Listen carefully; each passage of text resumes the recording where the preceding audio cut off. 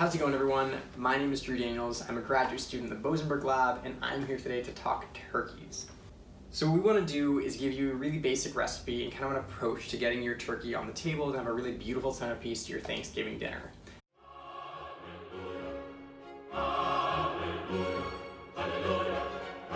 So let's get started. The ideal Thanksgiving turkey actually starts its preparation 2 days before you put the turkey in the oven. What I've got here is salt. This is 4 tablespoons of salt. I've got 4 teaspoons of sugar.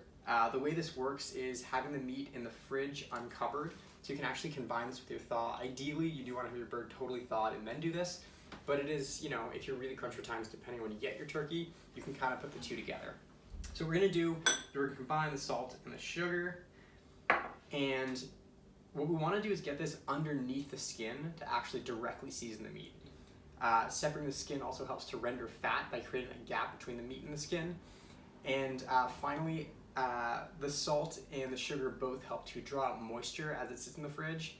And additionally, help to tenderize the meat and even add a little bit of sweetness with the sugar, which is a really nice thing when you're talking about like getting that caramelization going in the oven, which the sugar helps with, and that browning. We're just going to take this dry brine, I'm going to move this over here. And again, all this is getting washed afterwards and rubbing it in. And what you'll notice for me is I'm going to do this the same day as I'm putting it in the oven, so this will be more of a flavoring thing. GSA was very kind in buying me 1 turkey, but I think they were probably a little less excited when I said, can we get a 2nd turkey so I can do it ahead of time and have a swap. I'm just covering this.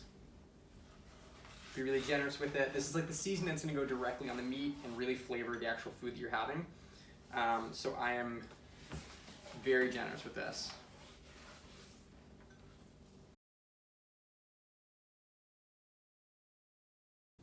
And I'll just use the extra to season the skin a little bit, although you'll see what we do next and it kind of loses anyways.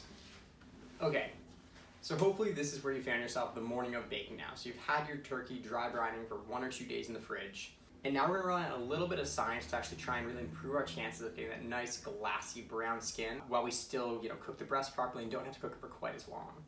So what I've got here is 1.5 tablespoons of vegetable oil, and I've got 1 teaspoon of baking powder. We're going to combine those two and make a bit of a slurry here. And the point of this is basically, when we think about how browning actually happens, it's something called the Maillard reaction. This is a process in which amino acids are combined with, or basically amino acids are broken apart and then combined with sugars and create that browning that we see on so many meats and so many different things that we really like. In this case, we need baking powder, which actually help to make the proteins more sort of amenable to combining with carbohydrates. So what I'm going to do is I'm going to paint this onto the turkey. I'm going to grab some paper towel first to dry this off.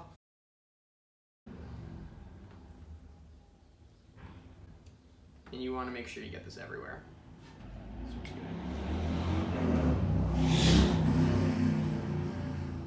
I live on a lovely, very loud street here. Alright, so once you've done this, I would start preheating your oven to 500 degrees Fahrenheit. The way I like to set my turkeys up, just because some people actually cut these wings off, I just go like this, pull them out, and then tuck them under the front. And that's going to stop those from browning like crazy and burning right away. So ideally, again, you'd let this sit for a couple minutes now, have your oven preheat. I like to get it to 500 for about 30 minutes, so the whole oven itself really holds heat, because the moment you put this in, you're going to drop the temperature of the oven. If you've got a pizza stone, great. Leave the pizza stone in there, put it on the lowest possible shelf. I actually even put my pan for the turkey in there ahead of time, because it's going to help just like hold a little more heat and directly deliver it.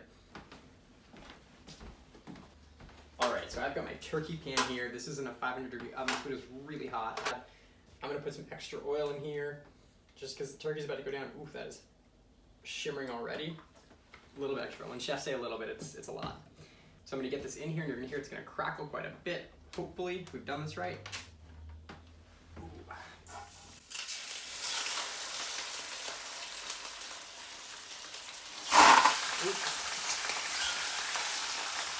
Lovely.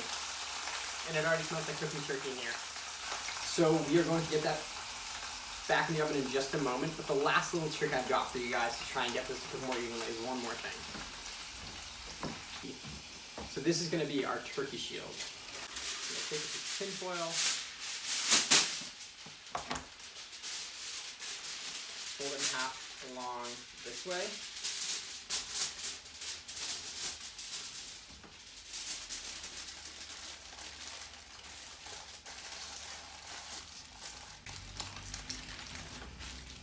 And basically use it just to cover that turkey, that breast meat at first. And this is going to help us to slow the cooking of the breast meat initially so that the legs can catch up to it. So I'm going to drop the temperature of the oven down to 425 degrees now. Put the turkey in for 45 minutes. And then I will take this guy off after 45 minutes, turn the oven temperature down to 325 from 425 and let it cook through until the breast reaches 160 degrees at the deepest point.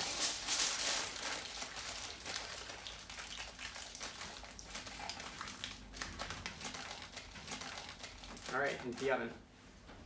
Turkey was in the oven for 45 minutes at 425. You can see the legs got really nice and golden brown. We're gonna pull off our little breast helmet, and you can see the skin hasn't started to brown yet. It should be less cooked than the rest of it. I'm gonna use this basting brush just to baste a little bit of oil on the legs, just since they are getting a little brown. I may put some tin foil on those guys in a little bit just so they start to burn, or they look like they're going to. But we'll drop the oven down to 325 now and put the turkey in for what'll probably be another hour to hour and a half. This is where you have to watch the temperature of these guys. Instant thermometer is definitely the easiest way to do this. But if you do have one of those like turkey popper things, it'll take you to a place that's a little bit overcooked, but it will tell you when it's actually done cooking.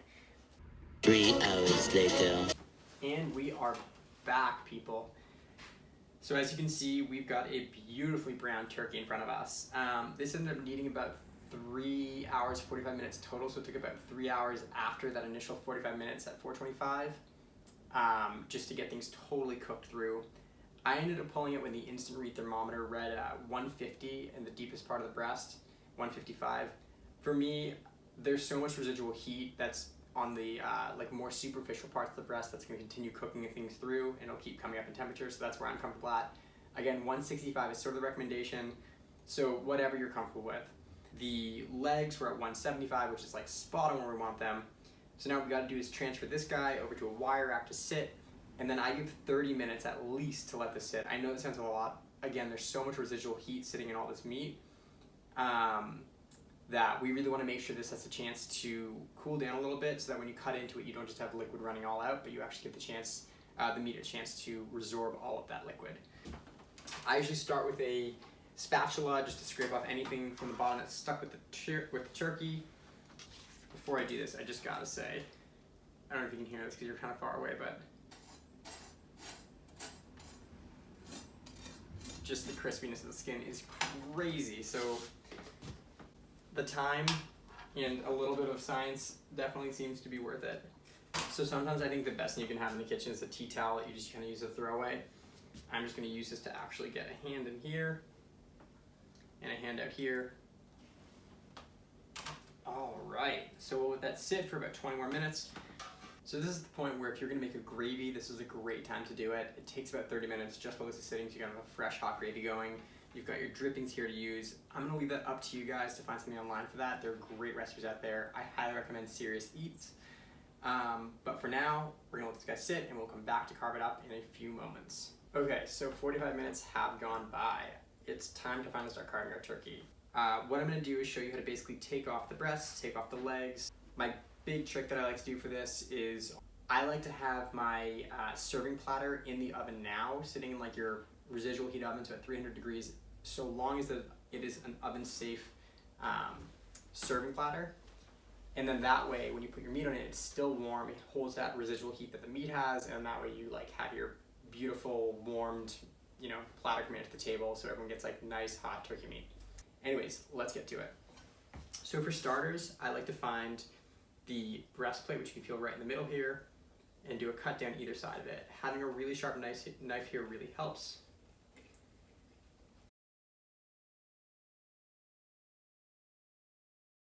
Now, I'm also going to do these cuts along the sides to separate the legs from the rest of the body.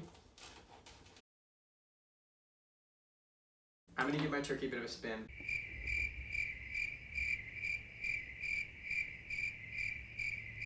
So I pulled out a smaller knife here just to get into some of the smaller areas while carving.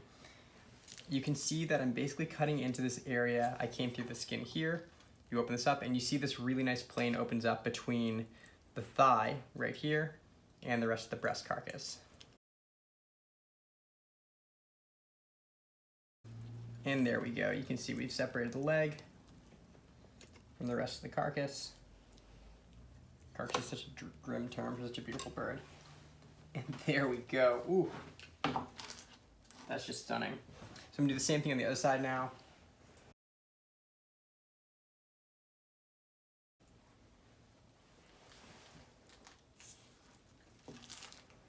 So now we're gonna get back to the breasts.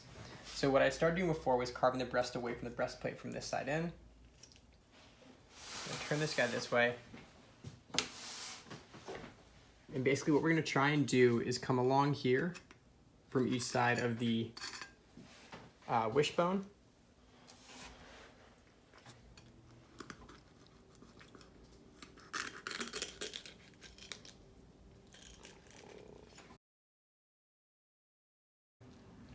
And you just want to stay as close to the ribs on the inside as you can so you don't end up losing too much meat there.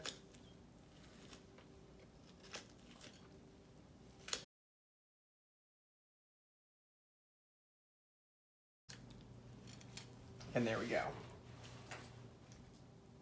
Now I'll do the same thing with this side. So what you can see is I basically come in from the breast side, keep the knife closer to the bone.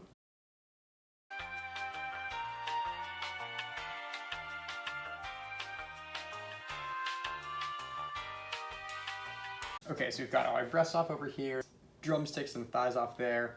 The last thing is going to be the wings, and you'll see these typically come right off really easily, perfect from the bone like that. Okay, so you have all your meat off of the carcass itself. I said I wanted to use a serving platter. I vastly underestimated how large this turkey actually was. So what we're going to do is basically serve on a slightly nicer cutting board.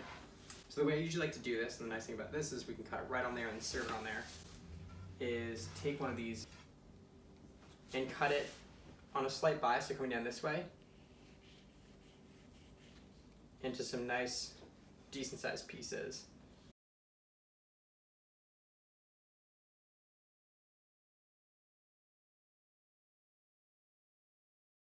So once you've got your breast carved up like that, I like to come back to my thighs. Once you use the thigh and the drumstick here, if you come down this gap between them, you can hear that skin just cracking. And if you twist it, it should just come apart.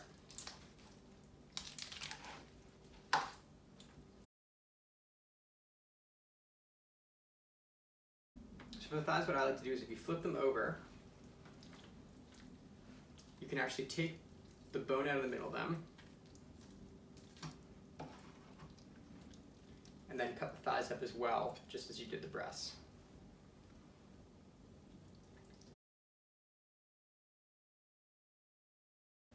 Alright, so that is basically a wrap. The way I usually like to do it is putting the breast on the outside, all the dark meat on the inside. That way you kind of have like this nice spread and you can help people find what they want to get. This is just the drippings from the turkey. I separate out the fat and I like to drizzle this on top. Just a way to kind of get a little more flavor on there from the actual turkey. And that's basically it. I hope you guys have a great Thanksgiving. Enjoy your turkeys. And oh, if you roast a turkey and you want to post a picture, do a hashtag GSA Turkey Day. Thanks so much. What do you think, Chad? Okay, go get it.